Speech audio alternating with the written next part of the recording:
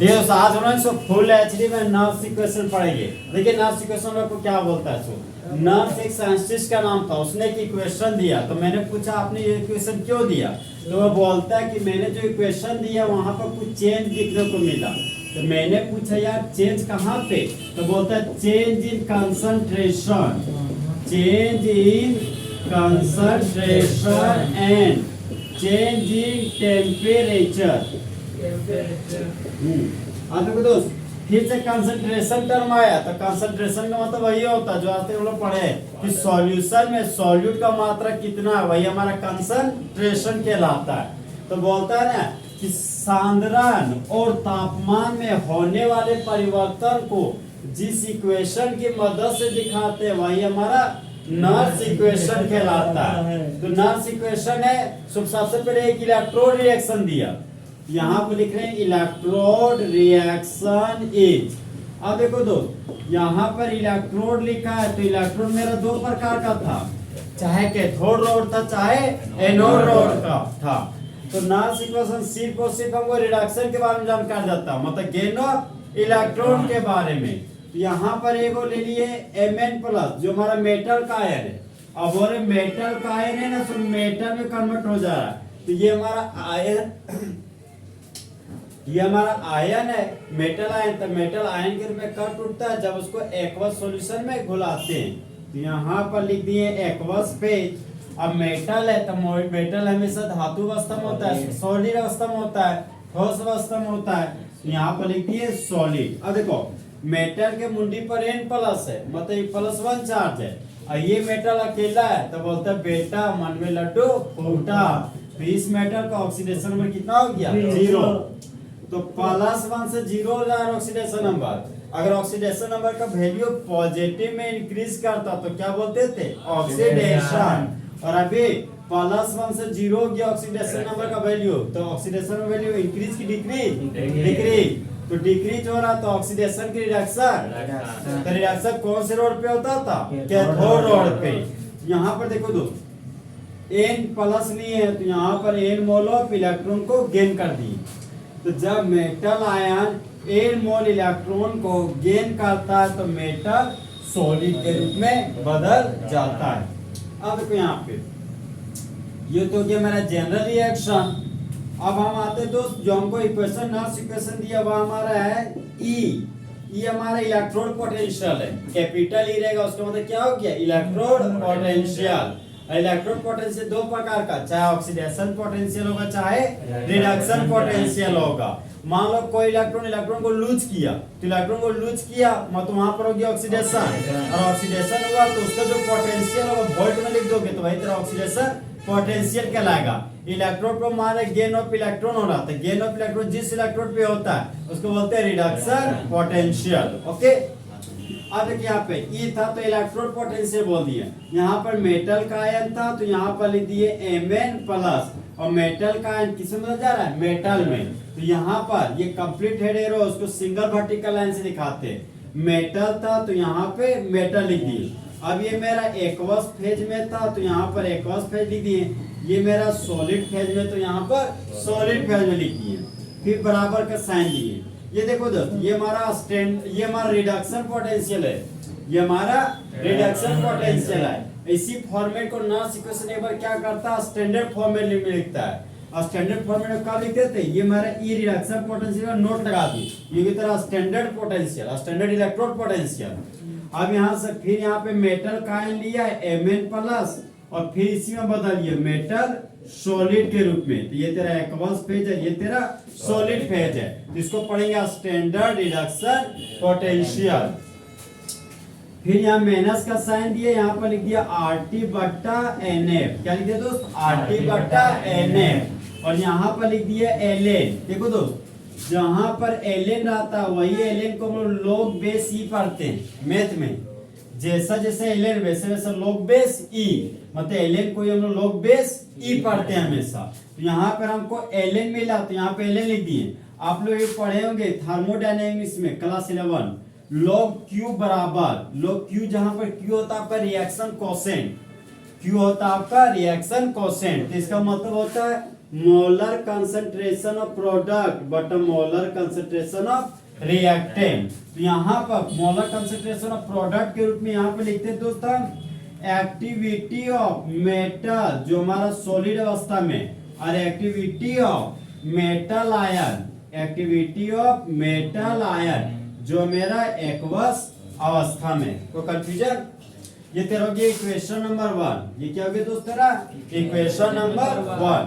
यहाँ पर आप बताइए कि नर्स इक्वेशन में किसका चेंजिंग हो रहा है, कंसंट्रेशन और टेम्परेचर का। जहां पर मेटल आयन कितना इलेक्ट्रॉन को गेन किया, n मोल इलेक्ट्रॉन को, और किसमें बदल किया, मेटल सॉलिड के रूप में। यहाँ पर Mn प्लस गिव्स मेटल लिख दिए, तो Mn प्लस था तो Mn प्लस कंप्लीट हेड करे सिंगल वर्टिकल लाइन, मेटल था तो मेटल, इसी सिंगल वर्टिकल लाइन को फेज बाउंड्री बोलते थे हम लोग। यहाँ जलीय अवस्था है, जल वाला अवस्था है, ठोस वाला अवस्था है, तो दोनों अलग अलग अवस्था है, तो दोनों अलग अलग अवस्था को दिखाने के लिए हम लोग फेज बाउंड्री यूज करते हैं। उसी फेज बाउंड्री को सिंगल वर्टिकल लाइन से दिखाते हैं। इसको पढ़िए, रिडक्शन पोटेंशियल बराबर standard reduction potential, reduction potential minus RT बटा NF ln activity of metal rod बटा activity of metal ion in the solution.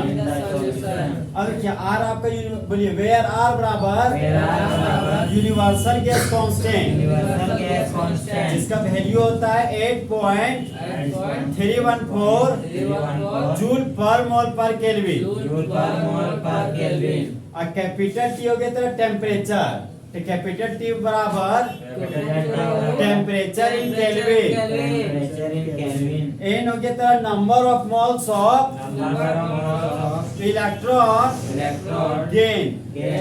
Capital F बराबर फैराडे कांस्टेंट। अब फैराडे कांस्टेंट का वैल्यू कितना था, 96,500 कूलम पर मोल।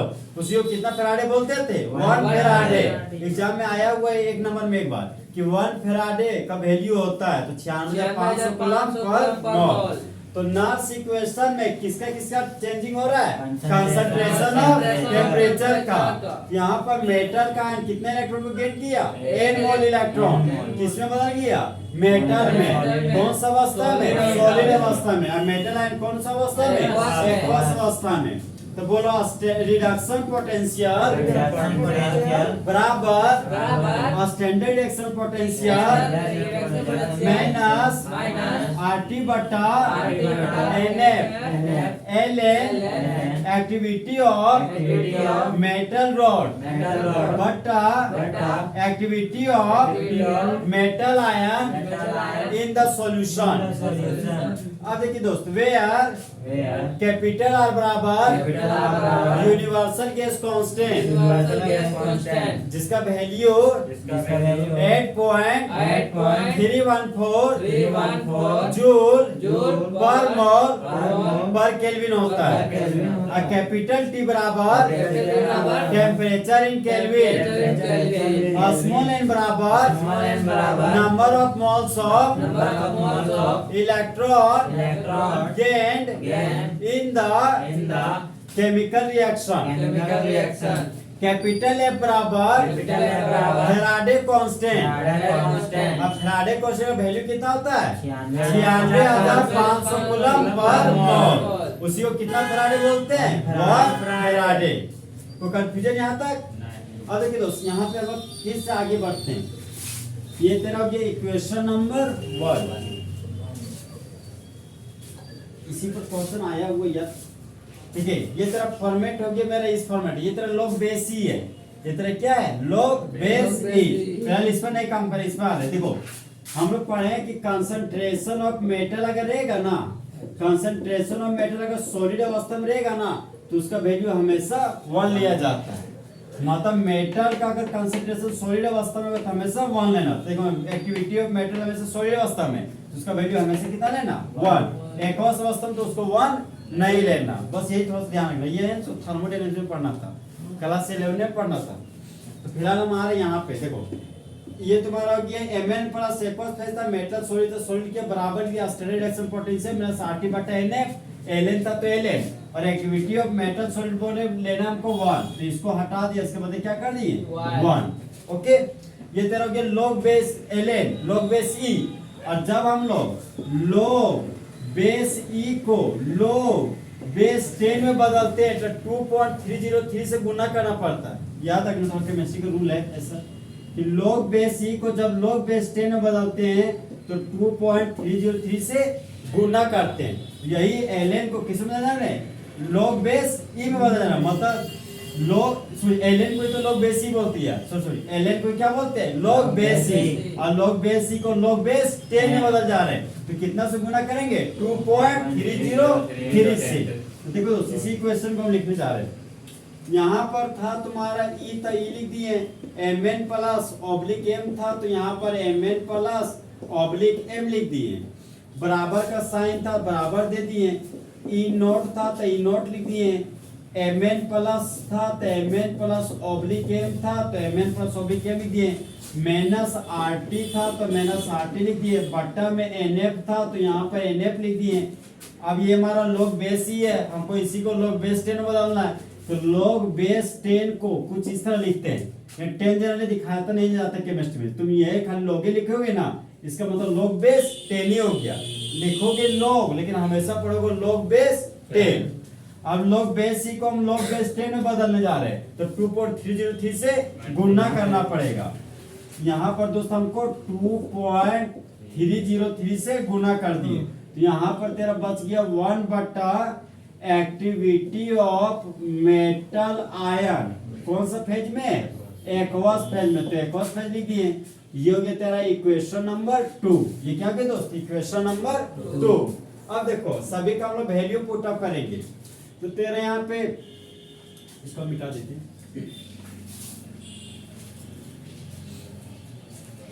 यहाँ देखो दोस्त, ये तेरा रिडक्शन पोटेंशियल है, ये तेरा स्टैंडर्ड रिएक्शन पोटेंशियल है, ये तेरा RT बटे NF पर ये log है, log बेस C को log बेस 10 में बदले तो 2.303 से क्या कर दिए मल्टीपल। अब देखो यहाँ पे मामला क्या होता है, E में Mn प्लस था तो यहाँ पर E Mn प्लस लिख दिए, ऑब्लिक मेटल था तो ऑब्लिक मेटल लिख दिए, यहाँ पर E not Mn plus oblique M था तो E Mn plus oblique M लिख दिए, माइनस RT था तो R मेरा यूनिवर्सल गैस कांस्टेंट है जिसका वैल्यू कितना होता है 8.314 joule per mole per kelvin. अब ये कैपिटल T तुम्हारा टेम्परेचर है, तो अगर तुमको टेम्परेचर फिलहाल यहाँ दिया रहता है, जो नॉर्थ इक्वेशन है ना, जिस टेम्परेचर पे ये अपना इक्वेशन लाए तो वह टेम्परेचर तेरा रूम टेम्परेचर, और रूम टेम्परेचर कितना होता है 25 डिग्री सेल्सियस। देखो दोस्त, कभी भी तुमको कभी भी टेम्परेचर ना दिया हो और लग रहा है तुमको कि टेम्परेचर मेरा यूज है, तो अपने में से 25 डिग्री सेल्सियस का यूज कर लेना, ठीक है। यहाँ पर टेम्परेचर हम 25 डिग्री सेल्सियस ले रहे हैं, और 25 डिग्री सेल्सियस को अगर तुम केल्विन में बदलोगे 298 केल्विन होगा, डिग्री सेल्सियस में तो गलत हो जाएगा, क्योंकि हम बोले थे कि कैपिटल जो तुम्हारा टेम्परेचर वो किसमें लेना है केल्विन में। यहाँ पर T के जगह पर ले लिए 298 केल्विन, बटा तुम्हारा N है तो N के लिए N लिख दिए, N तेरा नंबर ऑफ इलेक्ट्रॉन गेन है, समझा, N है तो N में कितना इलेक्ट्रॉन गेन कर सकते हैं, रिडक्शन हो रहा है कैसे, तो एक इलेक्ट्रॉन भी गेन कर सकता है, 2 इलेक्ट्रॉन भी गेन कर सकता है, 3 इलेक्ट्रॉन भी गेन कर सकता है, 4 भी कर सकता है, तुम्हारा N फिक्स नहीं है इसलिए N के लिए N ही लिख दिए। अब देखो यहाँ पे F था तो यहाँ पर F का वैल्यू मेरा था फैराडे कांस्टेंट, अब फैराडे कांस्टेंट का वैल्यू कितना था 96,500 कूलम पर मोल, यहाँ पर 96,500 कूलम पर मोल लिख दिए। log था तो यहाँ पर log लिख दिए, ऊपर में 2.303 था तो 2.303 लिख दिए, नीचे में तुम्हारा activity of metal ion aqueous phase में था तो यहाँ पर एक्वस फेज में लिख दिए। अब देखो दोस्त, यहाँ पर Mn प्लस मेटल था तो मेटल लिख दिए, E not Mn plus oblique M था तो ऑब्लिक M लिख दिए। फिर देखो इन दोनों वैल्यू को गुना करोगे, इसको भी गुना करोगे, इससे भागा दे दोगे, ठीक है। देखो तुमको क्या प्राप्त होता वैल्यू, डायरेक्टली लिख दे रहे हैं यहाँ पे, तो ये जो तुम्हारा वैल्यू प्राप्त हो रहा दोस्त वह है तुम्हारा 0.059 वोल्ट, बटा नीचे में क्या बचा तुम्हारा एन। तो यहाँ पर लॉग था तो तुम क्या लिख दिए यहाँ पे लॉग, और यहाँ पे ऊपर में 1 था तो यहाँ पे 1 लिख दिया, 2.303 इसमें गुणम आ गया है। ओके, यहाँ पे तुम्हारा लॉग बचा तो लॉग लिख दिए दोस्त। बटा में तुम्हारा एक्टिविटी ऑफ मेटल आयन है, तो एक्टिविटी ऑफ मेटल आयन को कंसंट्रेशन के टाइम में लिख दिए मोलर कंसंट्रेशन के रूप में, क्योंकि यहाँ पर जो हमारा सॉलिड वाला अवस्था होता है उसको भी मोलर कंसंट्रेशन ऑफ प्रोडक्ट लिखते थे। और ये जो मेटल था तेरा molar concentration of product, diagram याद करना पड़ेगा तुम। ये था तेरा metal ion, metal ion aqueous phase में था और तुम n मोल ऑफ इलेक्ट्रॉन को गेन किया था और ये मेटल सॉलिड के रूप में बदल गया था। हम बोलते थे कि रिएक्टेंट बदल जाता है प्रोडक्ट में। ये एरो के राइट हैंड साइड प्रोडक्ट है और एरो के टेल साइड वाला रिएक्टेंट है। तो हम बोले थे मोलर कंसंट्रेशन ऑफ प्रोडक्ट, तो प्रोडक्ट के रूप में तुम मेटल सॉलिड लिया तो मेटल सॉलिड की वैल्यू 1 ले लिया। अब तो मोलर कंसंट्रेशन ऑफ प्रोडक्ट लिया तो मोलर कंसंट्रेशन ऑफ रिएक्टेंट लिखना पड़ेगा। तो मोलर कंसंट्रेशन ऑफ रिएक्टेंट तेरा क्या आ गया Mn प्लस ये वाला, यहाँ molar concentration of Mn plus लिख दिए। यहाँ क्या लिख दिए molar concentration of Mn plus. ये हो गया तुम्हारा एक्टिविटी, वो एक्टिविटी का मतलब ये होगी कि इलेक्ट्रॉन लूज कर रहा है कि गेन कर रहा है, वो उसका मतलब होगी। ओके, यहाँ से दोस्त हमको ये फॉर्मूला प्राप्त हो गया और यही तेरा है नॉर्थ इक्वेशन, यही है तेरा नॉर्थ इक्वेशन। इसी फॉर्मूला को यूज करके हम लोग न्यूमेरिकल्स बनाएंगे। तो बोलो रिडक्शन पोटेंशियल बराबर standard reaction potential minus 0.059 volt बटा स्मॉल एन लॉग 1 बटा molar concentration of metal ion. बोलो रिडक्शन पोटेंशियल बराबर standard reaction potential minus 0.059 volt बटा एन लॉग 1 बटा molar concentration of metal ion. यही तुम्हारा कौन सा इक्वेशन है? North equation. यही तुमको लाना, ये बहुत लॉलीपॉप है। खाली क्या करना था, सबसे पहले तुम क्या किया कि इलेक्ट्रोकेमिकल रिएक्शन लिखा, इलेक्ट्रोकेमिकल रिएक्शन लिख दिया, उसकी मदद से तुम वही वाला गैल्वेनिक सेलुलर रूल से तुम उसका जनरल रिप्रेजेंटेशन लिखा। जनरल रिप्रेजेंटेशन लिखने के बाद तुम क्या किया दोस्त कि तुम मोलर कंसंट्रेशन एक बार प्रोडक्ट लिख दिया बटा मोलर कंसंट्रेशन ऑफ रिएक्टेंट लिख दिया। मोलर कंसंट्रेशन ऑफ प्रोडक्ट में तुमको सॉलिड मिला तो उसके 1 बिठा दिया, और मोलर कंसंट्रेशन ऑफ रिएक्टेंट में एक्वस था तो उसको वही का वही छोड़ दिया। ठीक है, उसके बाद क्या किया, एक बार तुम किया कि log बेस c था तो log बेस c को तुम ln लिखता था, और वही log बेस c को log बेस 10 में बदला तो 2.303 किया। बाकी यहाँ से तो यहाँ तो चेंजिंग कुछ नहीं था, यहाँ तो भी कुछ चेंज नहीं किए, सिर्फ यहाँ चेंज किए, यहाँ और यहाँ पर चेंजिंग हो। ओके, भूलिएगा नहीं जा नो भैया, रुको इसका लैंग्वेज नहीं है। ठीक है दोस्त, यहाँ पे क्वेश्चन क्या बोल रहा आपको सुन, बोला नॉर्थ इक्वेशन को लिखिए निम्नलिखित हाफ सेल रिएक्शन के लिए। देखिए दोस्त, हाफ सेल रिएक्शन बोल रहा है, मतलब ये मेरा कंटेनर है और इस कंटेनर में मेरा इलेक्ट्रोलाइट प्रेजेंट है। तो जब एक कंटेनर और उसमें इलेक्ट्रोलाइट प्रेजेंट हो और उसमें सिर्फ और सिर्फ एक ही मेटल को रोड डुबा हो तो वही मेरा हाफ सेल रिएक्शन कहलाता है। अगर इसी इलेक्ट्रोलाइट में तुम 2 इलेक्ट्रोड को डुबो दोगे तो ये तेरा कंप्लीट सेल हो जाएगा, समझा। तो यहाँ पर जो है वो तुम्हारा एक ही हाफ सेल है, तो एक हाफ सेल ले रहे हो तो चाहे पे वहां पर तुम ऑक्सीडेशन करा रहे हो चाहे रिडक्शन करा रहे हो। फिलहाल हम नॉर्थ इक्वेशन पढ़े थे, नॉर्थ इक्वेशन हमेशा क्या कराते हैं, रिडक्शन। यहाँ पर तो रिडक्शन होगा, ये भी कंफर्म हो गया। अब दोस्त एक हमको इलेक्ट्रॉन का रिएक्शन दिया गया, बोरा कॉपर 2 प्लस से 2 मोल इलेक्ट्रॉन को गेन किया, ग्रहण किया, और ग्रहण करके कॉपर सॉलिड के रूप में बदल किया। ये 2 प्लस और 2 माइनस न्यूट्रल हो जाएगा तो यहाँ पे छुछे कॉपर प्राप्त होगा। अब इसको नॉर्थ इक्वेशन के रूप में लिखना है, ये मेरा नॉर्थ इक्वेशन है। यहाँ पर E था तो यहाँ पे इलेक्ट्रो पोटेंशियल लिख दिए। मेटल आयन था तो मेटल आयन के रूप में कॉपर 2 प्लस है, यहाँ पर लिख दिए copper 2 plus. Single vertical line है तो कॉपर 2 प्लस से कॉपर पहुंचे तो यहाँ पर कोई एरो मिला, सिंगल वर्टिकल ला दिए, कॉपर था तो यहाँ पर कॉपर लिख दिए। ये हो गया तेरा जनरल कंडीशन। अब हम लिख रहे हैं स्टैंडर्ड कंडीशन की, तो स्टैंडर्ड कंडीशन में यहाँ पे ई नॉट था, यहाँ पर लिख दिए ई नॉट। बोलते हैं मेटल आयन को पहले लिखो, तो मेटल आयन मेरा क्या, कॉपर 2 प्लस, तो कॉपर 2 प्लस लिख दिए। सिंगल वर्टिकल लाइन था, सिंगल दे दिए, कॉपर में बदल गए तो यहाँ पे कॉपर हो गया। फिर माइनस था तो यहाँ माइनस का साइन दे दिए। 0.059 वोल्ट था तो 0.059 वोल्ट लिख दिए, बटा स्मॉल एन लिखा। तो स्मॉल एन की तरह number of mole of electron gain कहाँ पे, एक केमिकल रिएक्शन में। यहाँ पर 2 मोल इलेक्ट्रॉन को गेन कर रहे हो, यहाँ बटा में कितना लोग दोगे, 2। लॉग था तो यहाँ पर तुम लॉग लिख दिया, ऊपर में 1 था तो 1 लिख दिया। मेटल आयन लिखने बोला तो मेटल आयन तेरा क्या है, कॉपर 2 प्लस। देखो दोस्त, कॉपर 2 प्लस के पहले एक स्टोइकियोमेट्रिक कोएफिशिएंट है, यहाँ पर लिख देंगे molar concentration of copper 2 plus, और यहाँ पर स्टोइकियोमेट्रिक कोएफिशिएंट 1 है तो पावर में क्या चल जाता है, 1। यहाँ पर 1 तुम लिखो चाहे नहीं लिखो कोई फर्क नहीं पड़ेगा।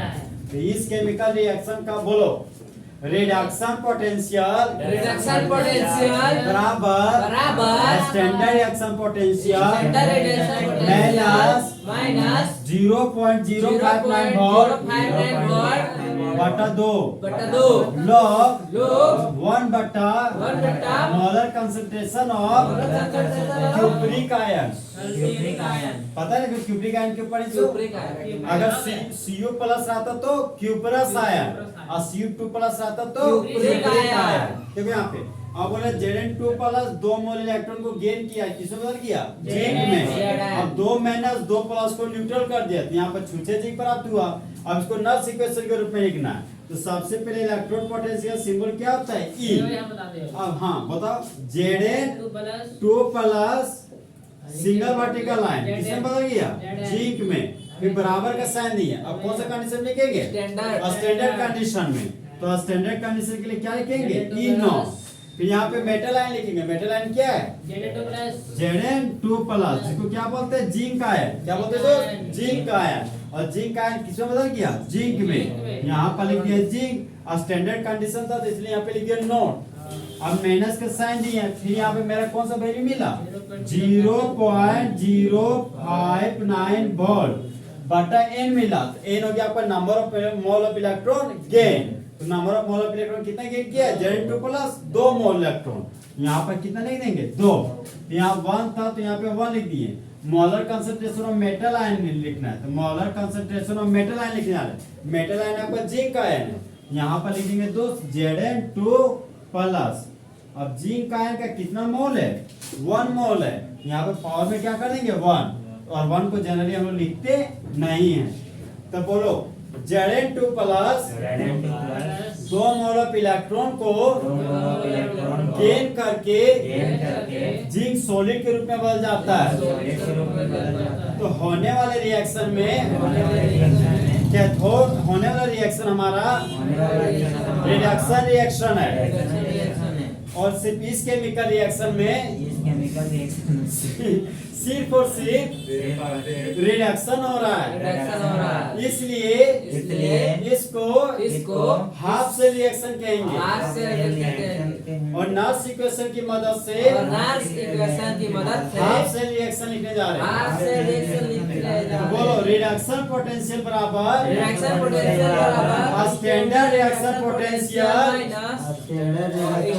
माइनस 0.059 वोल्ट बटा 2 1 बटा molar concentration zinc ion. Confusion no भैया। देखो यहाँ पे क्वेश्चन क्या बोल रहा है सर, बोला नॉर्थ इक्वेशन लिखने के लिए कौन सा रिएक्शन दिया गया आपको, half cell reaction. Iron 3 plus कितने इलेक्ट्रॉन गेट कर रहा है, 1 इलेक्ट्रॉन। किसमें बदल गया, आयरन 2 प्लस में। देखिए दोस्त, अगर Fe रहता तो आयरन पढ़ते, Fe2 प्लस है तो क्या पढ़िएगा, फेरस आयन, और Fe3 प्लस है तो फेरिक आयन। तो जब फेरिक आयन 1 इलेक्ट्रॉन को गेन किया तो किसमें बदल गया, फेरस आयन में। इसको नॉर्थ इक्वेशन के रूप में लिखना है। तो सबसे पहले इलेक्ट्रॉन पोटेंशियल का सिंबल हो गया कैपिटल ई। बताओ मेटल आयन की जगह पर क्या लिखेंगे, यहाँ पे Fe3 प्लस कौन सा ion, ferric ion. Complete head arrow के लिए सिंगल वर्टिकल लाइन कौन सा मिला यहाँ पे, iron 2 plus ferrous ion. Equal to का साइन था तो यहाँ पे इक्वल टू दे दिए, Equal to का। ई नोट था तो ई नोट लिख दिए, फिर मेटल आयन लिखने बोला तो क्या लिखोगे आयरन 3 प्लस, तो यहाँ पर लिख दिया आयरन 3 प्लस, किसमें बदल गया फेरस आयन में। फिर आगे बढ़े तो माइनस 0.059 वोल्ट था। स्मॉल एन इतना number of mole of electron gain, कितना इलेक्ट्रॉन गेन कर रहा है 1 इलेक्ट्रॉन, तो बाटा में कितना लिखोगे 1। लॉग था तो यहाँ पे लॉग लिख दीजिए, यहाँ लिखता है मोलर कंसंट्रेशन ऑफ प्रोडक्ट बटा मोलर कंसंट्रेशन ऑफ रिएक्टेंट, तो प्रोडक्ट के रूप में क्या है हमारा आयरन 2 प्लस, यहाँ पर लिख दिया फेरस आयन, तो molar concentration of ferrous ion हो गया। और फेरस आयन का कितना मोल है 1 मोल, इसे यहाँ पे पावर में क्या दिखा देंगे 1, और 1 को जरा दिखाते नहीं है। मोलर कंसंट्रेशन ऑफ रिएक्टेंट क्या है तुम्हारा आयरन 3 प्लस, यहाँ पर मोलर कंसंट्रेशन ऑफ रिएक्टेंट की जगह पर लिख देंगे आयरन 3 प्लस, ये हो गया इसका इस तरफ फॉर्मूला। भैया मैं यहाँ पे 2 प्लस के लिए आयरन 3 प्लस से आयरन 2 प्लस ही, अरे क्वेश्चन में 3 प्लस है 1 हाँ, मिनट में आयरन 2 प्लस में पहुंच गया। क्वेश्चन में अब यहाँ पे आयरन 3 प्लस है, यहाँ पे 2 प्लस है, हाँ, ऑक्सीडेशन में वैल्यू 3 है, ऑक्सीडेशन में वैल्यू 2 है, तो ऑक्सीडेशन में वैल्यू पॉजिटिव में इंक्रीज कर रहा है कि डिक्रीज कर रहा है Decrease कर रहा है। यहाँ पे ऑक्सीडेशन की रिडक्शन Reduction। सर कौन से रोड पे होता था Cathode कैथोड रोड पे, पे। और रिडक्शन का मतलब loss of electron gain of Gain electron of gain of electron। Electron, इसलिए आयरन 3 प्लस कितने इलेक्ट्रॉन गेन किया एक इलेक्ट्रॉन gain किया। किसमें बदल गया आयरन आयरन 2 प्लस 2 में। प्लस में। अब इसको हमको लिखना है नस इक्वेशन, तो बोलो ई मेटल आयन की जगह पे H plus 2H plus plus oblique क्या दोगे H2 हाइड्रोजन गैस बराबर E nought metal ion 2H plus 2H plus oblique hydrogen H2 है रे हाइड्रोजन गैस माइनस फिर क्या है 0.059 वोल्ट, फिर बटा बची है a number of mole of electron कितना मोल है 2 मोल, तो बटा 2, फिर यहाँ तुमको लोग मिला तो लोग लिख दिया। अब यहाँ पे मोलर कंसंट्रेशन ऑफ प्रोडक्ट लिख रहे हैं हाइड्रोजन गैस है, pH2 यहाँ पर तुम अगर molar concentration of hydrogen gas लिखोगे तो गलत हो जाएगा। जैसे यहाँ पे ये तेरा कंटेनर है, कंटेनर बोले तो मेरा हाइड्रोजन गैस है, तो हाइड्रोजन गैस से अगर कंटेनर में, तो गैस का नेचर होता है प्रेशर लगाना, अरे गैस मूव करते रहता है हमेशा, और गैस आपस में भी टकराते रहते हैं। यहाँ पे गैस बर्तन के दीवार पर लगातार प्रेशर लगा रहे हैं, तो गैस के द्वारा बर्तन पे लगाया गया प्रेशर को ही हम लोग यहाँ पर कैपिटल P से दिखाएंगे, उसको मोलर कंसंट्रेशन में कभी भी दिखाएंगे नहीं। यहाँ पर हाइड्रोजन गैस को प्रेशर के रूप में दिखाया, प्रेशर का सिंबल P होता है, हाइड्रोजन गैस के लिए दिखा रहे हैं तो यहाँ पे लिख देंगे H2 गैस। आया बात समझ में? अब मोलर कंसंट्रेशन ऑफ प्रोडक्ट हो गया, मोलर कंसंट्रेशन ऑफ रिएक्टेंट लिखना है। ये तेरा H प्लस है, ये तेरा हाइड्रोजन गैस नहीं है, ये हाइड्रोजन आयन है, समझा? यहाँ पे मोलर कंसंट्रेशन ऑफ रिएक्टेंट के रूप में H प्लस मिला, यहाँ पे molar concentration of H plus लिख दिए, कितना मोल है 2 मोल, यहाँ पर पावर 2 चल जाएगा। यही तेरा के नस इक्वेशन। तो बोलो reduction potential reduction potential H plus कितने इलेक्ट्रॉन गेन किया 2 इलेक्ट्रॉन। किसमें बदल किया हाइड्रोजन गैस के में। रूप में। ये जो रिएक्शन दिख रहा है दोस्त, ये तेरा स्टैंडर्ड हाइड्रोजन इलेक्ट्रॉन रिएक्शन दिखता है। अब बताओ बोलो रिडक्शन पोटेंशियल बराबर standard reaction potential standard reduction potential minus minus 0.059 volt बटा एन क्या था number of mole of electron gain, कितना गेन कर रहा है 2 मोल इलेक्ट्रॉन, तो बटा 2 लोग था तो लोग लिख दिए, ऊपर मोलर कंसंट्रेशन ऑफ प्रोडक्ट था, लेकिन प्रोडक्ट मेरा गैस के रूप में, इसलिए यहाँ पे प्रेशर ऑफ हाइड्रोजन गैस लिख दिया, बटा में मोलर कंसंट्रेशन ऑफ रिएक्टेंट है, रिएक्टेंट तेरा हाइड्रोजन आयन है, तो यहाँ पे H प्लस लिख दिए, कितना मोल है 2 मोल, यहाँ पर पावर में 2 कर दिए। इस तरह आपका दोस्त नस इक्वेशन में क्या हो गया ठीक दोस्त। यहाँ पे आप क्वेश्चन क्या आपको बोल रहा है, सो क्वेश्चन बोल रहा स्टैंडर्ड रिएक्शन पोटेंशियल का वैल्यू आपको निम्नलिखित 2 रिडक्शन इलेक्ट्रॉन में दिया गया है। एक पहला जो आपको रिडक्शन पोटेंशियल का वैल्यू दिया गया 0.52 वोल्ट दिया गया, इस कॉपर का ऑक्सीडेशन नंबर +1 है और ये कॉपर अकेला है, तो बोलता है बेटा मन में लड्डू फूटा, तो लड्डू फूट गया। +1 से 0 पहुंच गया ऑक्सीडेशन नंबर, पॉजिटिव में डिक्रीज कर ऑक्सीडेशन नंबर, यहाँ पे ऑक्सीडेशन हो रहा है रिडक्शन, तो कॉपर प्लस कॉपर में बदल गया, तो उस समय इसका रिएक्शन पोटेंशियल का वैल्यू कितना है +0.52 वोल्ट। अब ये कॉपर 2 प्लस कॉपर प्लस में बदलने जा रहा है, मतलब क्यूप्रिक आयन द्वारा क्यूप्रस आयन बदलने जा रहा है, तो 2 प्लस से 1 प्लस हो गया, पॉजिटिव में इंक्रीज किया कि डिक्रीज किया, डिक्रीज किया, तो ऑक्सीडेशन हो गया कि रिडक्शन, तो यहाँ का रिएक्शन पोटेंशियल का वैल्यू कितना है +0.16 वोल्ट। तो बोलता है कि फॉर्मूला बताइए गैल्वेनिक सेल का, मतलब गैल्वेनिक सेल का फॉर्मूला बताने का मतलब सेल रिप्रेजेंटेशन पूछ रहा है तुमको, तो तुम सेल रिप्रेजेंटेशन तभी लिखोगे यार जब वो केमिकल रिएक्शन से पता रहेगा। फिर आगे बोलता है कि जो कॉम्बिनेशन है हमारा दोनों इलेक्ट्रो पोटेंशियल का, उसका डेल्टा जी नॉट भी बताइए। देखो दोस्त, डेल्टा जी नॉट होता है स्टैंडर्ड गिब्स एनर्जी, ये भी तुमको 11 में पढ़ा था थर्मोडायनामिक्स में, स्टैंडर्ड गिब्स एनर्जी, जैसे पढ़ते हैं standard change in Gibbs energy, delta change in और जी तरह गिब्स एनर्जी हो गया, डेल्टा है तो स्टैंडर्ड गिब्स एनर्जी बोल सकते हो इसको, standard Gibbs energy. Gibbs energy तो दोस्त हमारा रिएक्टेंट से प्रोडक्ट बनाना है, जो तुम मिनिमम अमाउंट ऑफ एनर्जी दोगे ना वही तरह गिब्स एनर्जी। तो फिलहाल हम दोस्त आ रहे हैं जनरल केमिकल रिएक्शन में, तो मेरे पास रिएक्शन पोटेंशियल का 2 वैल्यू है, एक 0.52 वोल्ट है, एक 0.16 वोल्ट है। तो कल हम तुमको बताए थे अगर नेगेटिव में जो वैल्यू कम होता है उसी का रिएक्शन में जो वैल्यू क्या होता है सबसे ज्यादा। अब प्लस में 0.52 डेसिमल 52 वोल्ट है, यहाँ पर डेसिमल 16 वोल्ट है, ये तेरा बड़ा वैल्यू है, जिसका वैल्यू बड़ा है वहाँ तेरा इसमें तेरा रिएक्शन पोटेंशियल का वैल्यू बड़ा है, यहाँ पे रिडक्शन होगा, यहाँ पे तेरा ऑक्सीडेशन होगा। तो इस रोड पे होने जा रहा है रिडक्शन, क्या होने जा रहा है दोस्त, रिडक्शन, और इस रोड पे तुम्हारा होने जा रहा है ऑक्सीडेशन। अब देखो दोस्त, अभी जो तुमको केमिकल रिएक्शन दिख रहा है 2 प्लस 1 प्लस, यहाँ तुमको रिडक्शन पोटेंशियल वाला फॉर्म में दिया गया, तुमको उसी को किसमें बदलना है ऑक्सीडेशन में। याद है गैल्वेनिक सेल में 2 बर्तन था, ये तेरा पहला बर्तन था और ये तेरा दूसरा बर्तन था।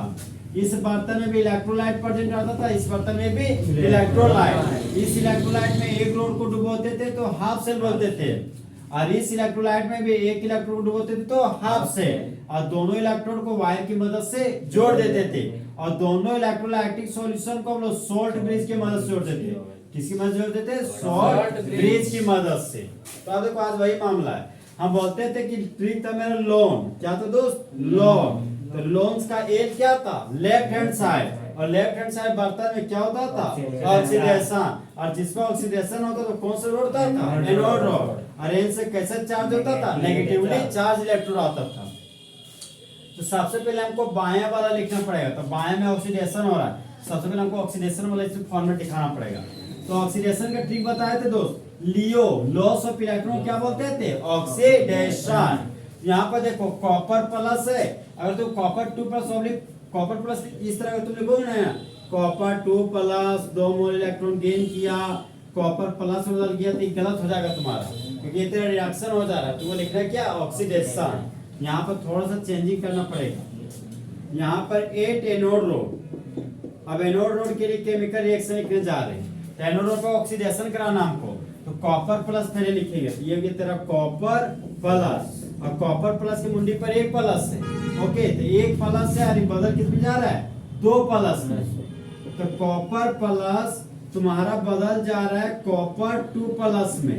तो कॉपर 2 प्लस में कब बदलेगा, जब ये 1 इलेक्ट्रॉन को लूज करेगा तब। कॉपर प्लस 1 इलेक्ट्रॉन को लूज किया तो उसके मुंडी पर एक और पॉजिटिव चार्ज डेवलप कर गया, जिस तरह सोडियम था, न्यूट्रल एटम था, घर से बाहर निकलता था, 1 इलेक्ट्रॉन को लूज करता था और सोडियम के मुंडी पर प्लस आ जाता था। कोई दिक्कत है क्या? तुम जिधर देख रहे हैं लगे ठंडा लग गया तुमको। यहाँ पर सोडियम 1 इलेक्ट्रॉन लूज किया तो सोडियम मुंडी पर एक पॉजिटिव चार्ज डेवलप हुआ।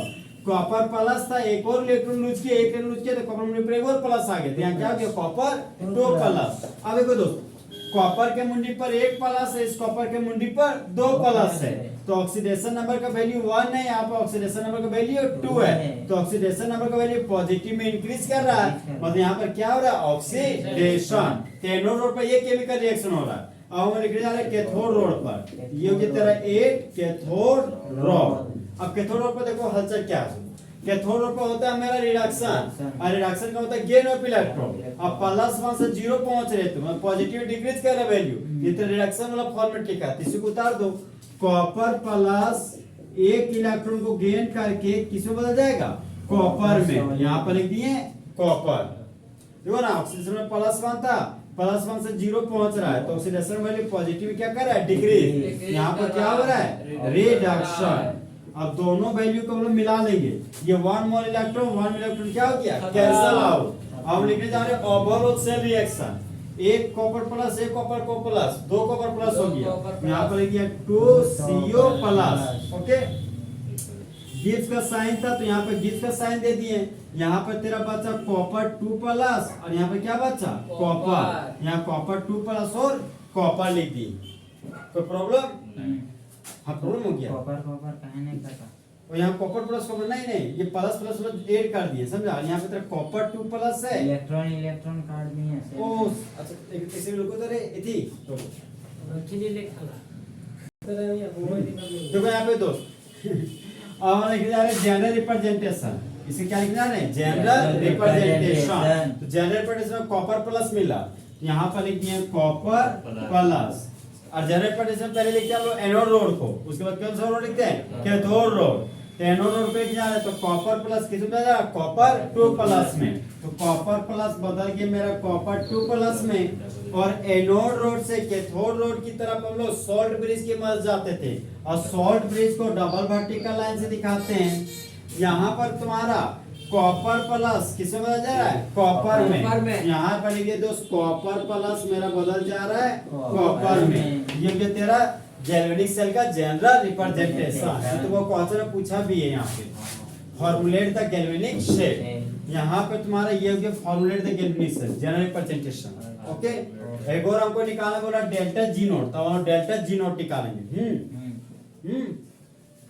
ये सब बहुत आसान है, पढ़ो जाएगा।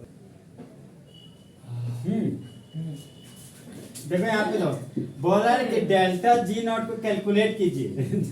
जहाँ पर डेल्टा जी नॉट आपको क्या स्टैंडर्ड गिब्स एनर्जी, मतलब 25 डिग्री सेल्सियस वाला टेम्परेचर पर तुम गिब्स एनर्जी निकालना। यहाँ पर डेल्टा जी नॉट बराबर क्या होता है, minus NF into E nought cell, जहाँ पर N तुम्हारा number of mole of electron lose और गेन है। यहाँ पर देखो 2 प्लस 1 प्लस में बदल गया, तो यहाँ 1 कॉपर प्लस 2 प्लस में बदल गया। यहाँ पे एनोड पर ऑक्सीडेशन। तो इधर से यहाँ पे क्वेश्चन क्या बोला, एन आपका number of mole of electron lose और गेन हो गया। तो कॉपर प्लस मेरा कॉपर 2 प्लस में बदल रहा है, तो कॉपर प्लस कॉपर 2 प्लस में बदल रहा है, तो 1 इलेक्ट्रॉन को लूज कर रहा है तब बदल रहा है। यहाँ पे एनोड पर ऑक्सीडेशन होता था, अब यहाँ पे कॉपर प्लस कॉपर में बदल रहा है, तो 1 इलेक्ट्रॉन को गेन करेगा तब कॉपर प्लस हमारा कॉपर में बदलेगा। यहाँ से ये पता चला दोस्त कि एनोड रोड हो चाहे कैथोड रोड हो, 1 इलेक्ट्रॉन लूज और 1 इलेक्ट्रॉन का गेन हो रहा है। तो 8 के जगह पर क्या लिख देंगे 1। और कैपिटल F कौन सा कांस्टेंट था, फैराडे कांस्टेंट। अब फैराडे कांस्टेंट का वैल्यू था 96,500 कूलम पर मोल। अब देखो स्टैंडर्ड रिएक्शन पोटेंशियल का वैल्यू क्या है मेरा 0.52 वोल्ट। माइनस था तो माइनस लगा दिए, और यहाँ पे क्या है तुम्हारा प्लस 0.16 वोल्ट। माइनस प्लस क्या हो जाएगा, माइनस 0.16 था तो यहाँ पर 0.16 लिख दिए। तो 0.52 में अगर 0.16 जाएगा दोस्त तो तुम्हारा 0.36 वोल्ट आ जाएगा। अब डेल्टा जी नोट बराबर होता है -NF इनटू E नोट से, जहाँ पर डेल्टा जी नोट क्या है आपका स्टैंडर्ड गिब्स एनर्जी, N क्या है number of mole of electron lose और गेन, कैपिटल F क्या है फैराडे कांस्टेंट, और E नोट से क्या स्टैंडर्ड सेल पोटेंशियल, क्या है स्टैंडर्ड सेल पोटेंशियल। तो N के जगह पर क्या पुट किए थे अभी 1, यहाँ पर लिख दिया -1, फैराडे के जगह पर 96,500 कूलम पर मोल, और E नोट सेल की जगह पर 0.36 वोल्ट, यहाँ पर लिख दिया 0.36 वोल्ट। इस वैल्यू को कैलकुलेट किए दोस्त, आगे मेरे पास -34740। और देखो गिब्स एनर्जी एक तरह का एनर्जी है, और एनर्जी का यूनिट क्या होता है जूल। यहाँ पर गिब्स एनर्जी का यूनिट निकाले तो यहाँ हो जाएगा यूनिट जूल पर मोल। तो आप बता दो डेल्टा जी नॉट बराबर क्या होता है minus NF into E nought से वेयर डेल्टा जी नॉट बराबर standard Gibbs energy small N बराबर number of mole of electron lose और गेन कैपिटल ए बराबर कांस्टेंट और ई नॉट से क्या है स्टैंडर्ड सेल पोटेंशियल। जहां पर ई नॉट से बराबर क्या होता है E nought cathode minus E nought anode. तो कैथोड स्टैंडर्ड रिडक्शन पोटेंशियल का वैल्यू कितना है 0.52 वोल्ट और स्टैंडर्ड ऑक्सीडेशन पोटेंशियल का वैल्यू कितना है 0.16 वोल्ट। तो फिर डेसिमल 5 टू डेसिमल 16 में घटा दिए तो कितना आया डेसिमल 36 वोल्ट। तो देखिए दोस्तों यहाँ पे डेल्टा जी नोट 10 मेरा NF into E nought cell formula था तो ई नोट सेल हम यहाँ निकाल चुके थे मेरे पास ये फार्मूला बचता है मतलब डेल्टा जी नोट। तो डेल्टा जी नोट बराबर मेरा NF into E nought cell था ई नोट सेल हमको 0.36 प्राप्त था। A number of mole of electron lose और गेन था जो 1 हो रहा था 1 लिख दिए।